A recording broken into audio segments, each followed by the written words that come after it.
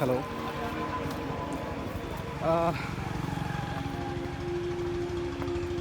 আপনারা দেখতে পাচ্ছেন আমরা একটি মাঠের পাশ দিয়ে হেঁটে যাচ্ছি। এটা গমের আর কি ক্ষেত। আসলে এভাবে গমের ক্ষেতে কখনো আসা হয় নাই, কারণ বেশিরভাগই তো ধান ক্ষেতের ভিতর দিয়ে হাঁটা হয়েছে। এটা দেখে একটু থামলাম, থেমে এখন একটু হেঁটে যাব এখান থেকে লাইন ধরে। তো এটা হচ্ছে একটি খুব সুন্দর জায়গা, যেটা দেখে আর কি আসলাম এখানে। তো অনেক বেশি প্রাকৃতিক মনে হয়েছে, সেজন্য মনে হয়েছে একটু ঘুরে যাই। তো এখানে ভুট্টো গাছ অনেক, ভুট্টো ক্ষেত এখানে রয়েছে। এটা খুব দেখতে আর কি খুব ভালো লাগছে। আর হচ্ছে গমের ক্ষেত।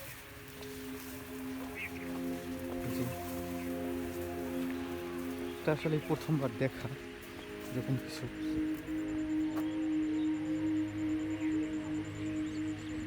তো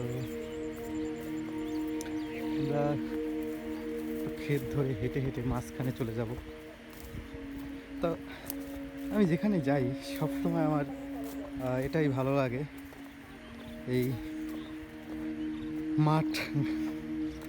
মাঠে ঘুরতে পারাটা আমার কাছে অনেক বেশি গুরুত্বপূর্ণ। আমি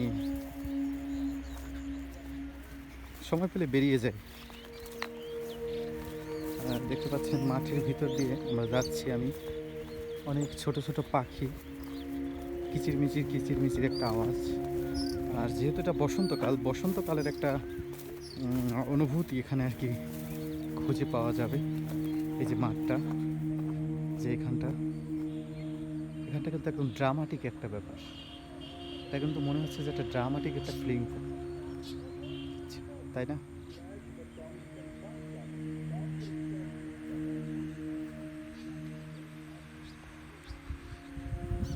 তো এখান থেকে আমরা হেঁটে মাঝখানে একটা আইল্যান্ডের মতো আছে, ওইদিকে চলে যাব।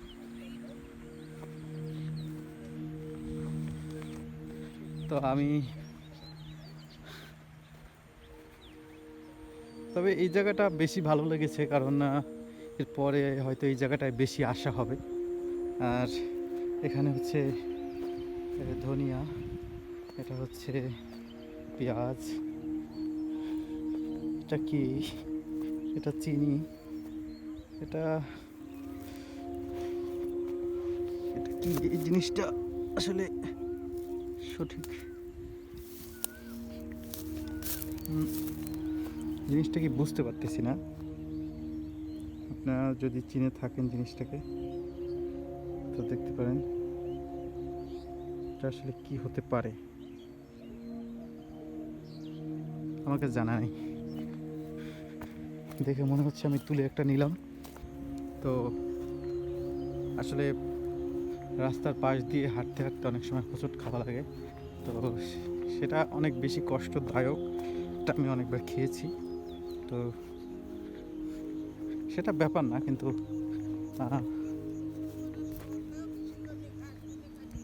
তো সেটা কোনো বিষয় না। এখন বর্তমানে এই দৃশ্যটাকে অনেক বেশি সুন্দর। আর সব থেকে একটা মজার ব্যাপার হলো বসন্তকাল, এবং এই বসন্তকালে যদি আপনি ঘুরতে আসেন, এই সময়টা আপনাকে একটা অন্যরকম অনুভূতি দিবে। এই প্রকৃতির সাথে আপনি মিশে যাবেন।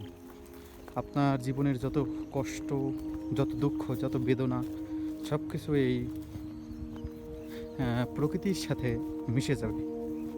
এবং কিছু সময়ের জন্য হলেও আপনি একটা অন্যরকম অনুভূতি নিয়ে নিয়ে আর কি চলতে পারবেন। আপনার কাছে কিছু অন্যরকম লাগবে।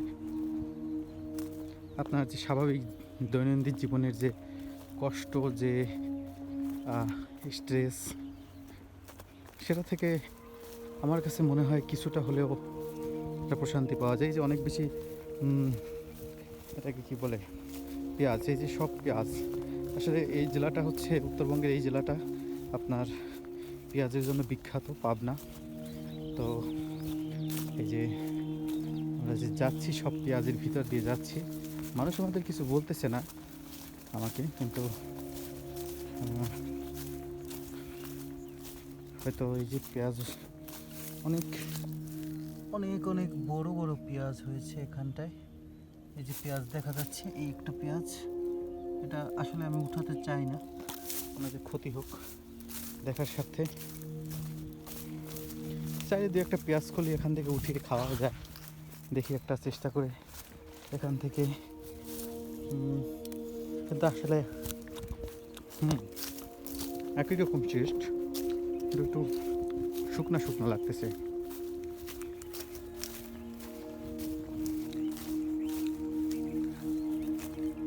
বিশেষ করে এই যে জায়গাটা, এইগুলো আসলে কি এটা আমি জানি, এটা ওই আঙ্কেলের কাছে জিজ্ঞাসা করবো। তো এই যে সুন্দর সুন্দর ফুল, কিন্তু শস্যটার নামই তো জানি না। যাই হোক, আমরা হেঁটে চলেছি, আমরা এখান থেকে যে হেঁটে যাব।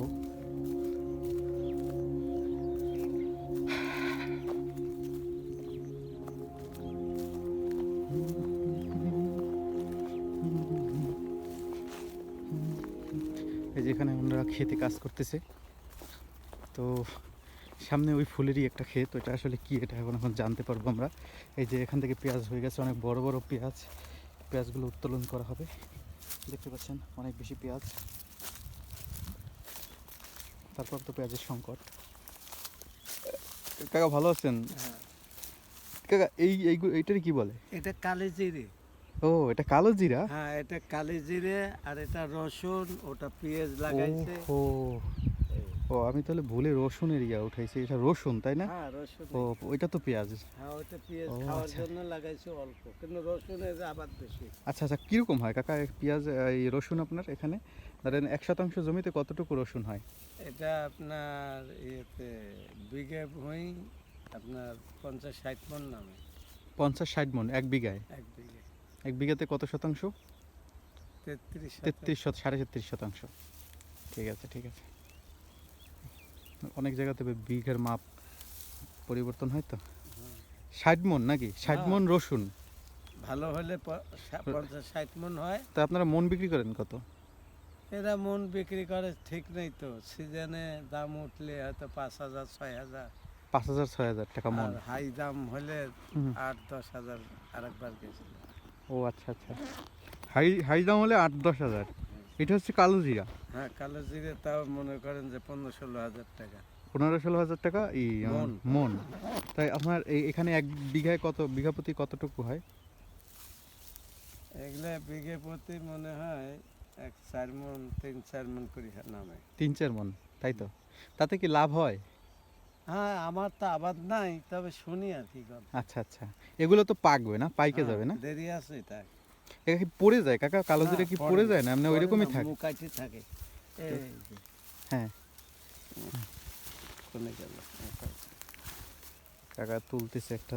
এটা মুখ ফাটবে না। মুখ ফাটবে না? না, কালো জিরা, এটা হচ্ছে এটা কালো জিরা, মুখ ফাটবে না। মুখ ফাটবে না। এটা হয়ে গেলে নিয়ে যায় বাইরে এলে পড়বে, আর নাহলে আপনার একটা হলার আছে, ওইটা ওর ভিতরে দিয়ে দিলে। এই যে আমরা কালো জিরা দেখতে পাচ্ছি ভিতরে, এটা হচ্ছে কালো জিরা, সে কাকা দেখালো। তো যাই হোক, এটা হচ্ছে রসুন তাই তো? হ্যাঁ, রসুনটা ওটা ভালো। হ্যাঁ, না কাকা এটা তো পেঁয়াজ। না, রসুন এই যে লাল লাল দেখা যাচ্ছে। না লাগে দেখি। হ্যাঁ, রসুন, এই যে রসুন ফাটা পড়ে গেছে হচ্ছে। ও, রসুন না এটা? হ্যাঁ, কিন্তু এটা তো পেঁয়াজের মতো দেখায় কাকা। ওই রঙে ওই রঙ পেঁয়াজের? ও, এটা দেখে তো মনে হয় পেঁয়াজ। আসলে আমি আমি ওই পেঁয়াজের ডাটা তো এরকম হয় না। এই যে যে। কাকা উঠাচ্ছে, কাকা একটা রসুন উঠিয়ে দেখালো ওনার। এটা আপনার ক্ষেতের তাই? না, আমার পরিচিত আর কি, এই জন্য আচ্ছা আচ্ছা তুললাম। আচ্ছা, না ঠিক আছে, মানে আপনি উঠাইছেন, এটা খুব ভালো লাগছে আমার কাছে। আমি এটা নিয়ে যেতে পারি নাকি? হ্যাঁ হ্যাঁ, ঠিক আছে, আচ্ছা এটা এটা নিয়ে গেলে কাকা দেখাতে উঠালো। পারবেন যে হয়তো এই যে গুটি কেবল আইছে, এই যে রসুনটা আমরা আমরা 1 মাস খুলে, পরে গুটি হয়ে যাবে। এটা আসলে পেঁয়াজই মনে হয় কিন্তু আসলে এটা পেঁয়াজ না। রসুন এটা রসুন, এটা গন্ধ শুকলে আপনি বুঝতে পারবেন এটা আসলে পেঁয়াজ না, এটা রসুন। এটা এখন পর্যন্ত ফুলি প্রিপেয়ার্ড না, যে কারণে আসলে বোঝা কঠিন। তো ঠিক আছে, থ্যাংক ইউ কাকা, আপনার সাথে কথা বলে ভালো লাগলো। তো আমরা চলে যাব এখান থেকে হেঁটে সামনে, তারপর ওই আইল্যান্ডটা দিয়ে ওদিকে ঘুরে যাব।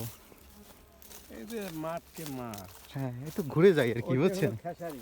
খেসারি, ওই এটা খেসারি না? এই যে এইগুলো তো চিনি না।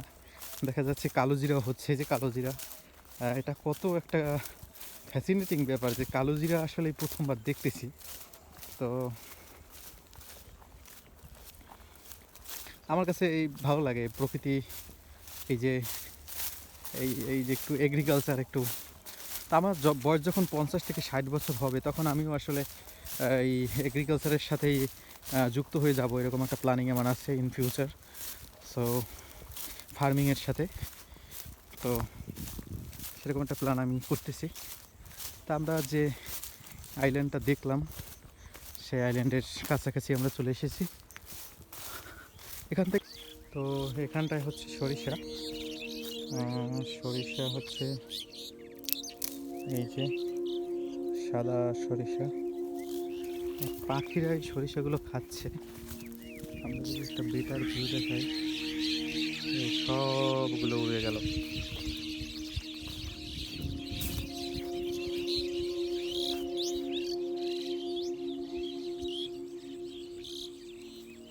সবগুলো পাখি উড়ে গেল। সরিষা আমি একটু খাই।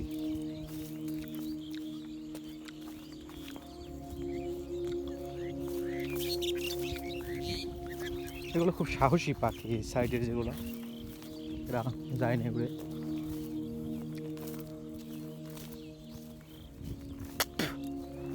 তাহলে কাঁচা সরিষা খাওয়া যায় না, খুব কঠিন খাওয়া। এটা পাগলামির অংশ।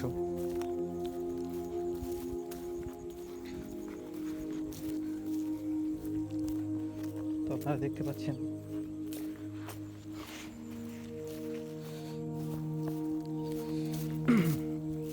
আমরা এখন যাচ্ছি হেঁটে।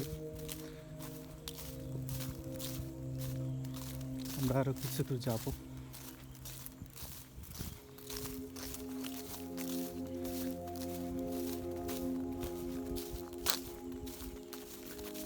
আমরা চলে এসেছি, এখানে অনেক বেশি মৌমাছি। সব থেকে উল্লেখযোগ্য ব্যাপার হলো এখানে অনেক বেশি মৌমাছি, এবং এই মৌমাছিগুলো এই যে মধু আহরণ করছে।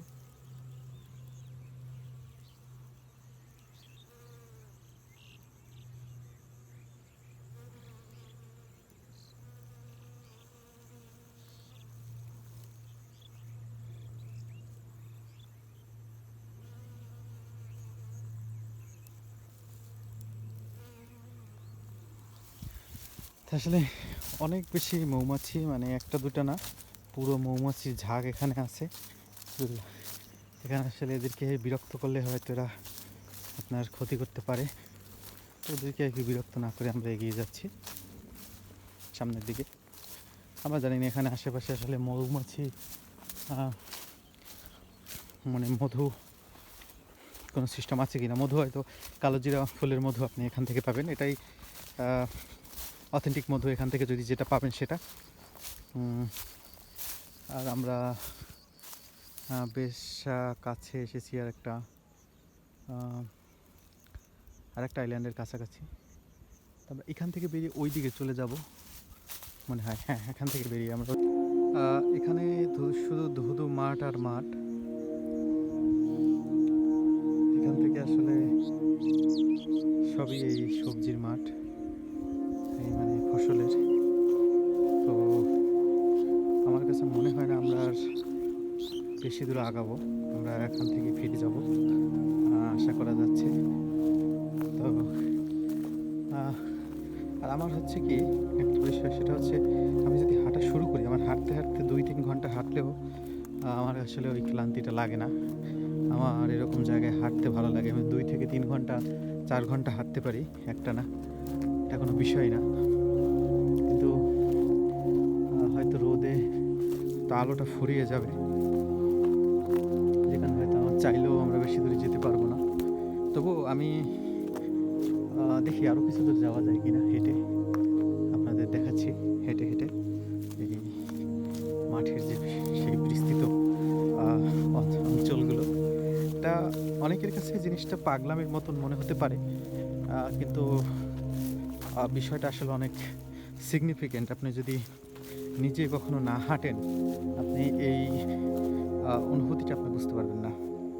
আমার কাছে মনে হয় তো আমি সব কনস্ট্রাকশনে কাজ করি, সিভিল কনস্ট্রাকশনে। তো আমার আসলে এই মাঠঘাট, ধুলাবালু, মরিচা এগুলোর সাথেই আমাদের থাকতে হয়। তো এর সাথে অভ্যস্ত হয়ে গেছি বলা যায়। তো এরকমই বিষয়গুলো বলতে পারেন। তো আর খুব নিস্তব্ধতা, খুবই নিস্তব্ধতা এখানে। কোনো শব্দ পাওয়া যাচ্ছে না, নিস্তব্ধ প্রান্তর ধরে যে হেঁটে যাওয়া, এটাই হচ্ছে একটা গভীর একটা অনুভূতির একটা ব্যাপার। এবং আপনি জীবনটাকে অনুভব করতে পারবেন এখানে। আসলে লাইফ আসলে